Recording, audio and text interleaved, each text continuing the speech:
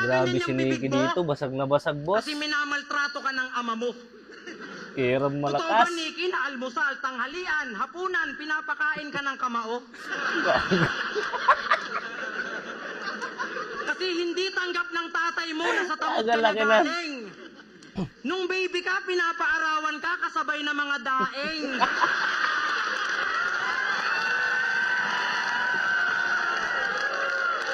Gago ano yung tuyo? Kiram, kiram. Sobrang lala ng childhood mo. Ayaw ka pakawalan. Di ka pinapalabas tuwing hapon, baka makakagat ka na naman.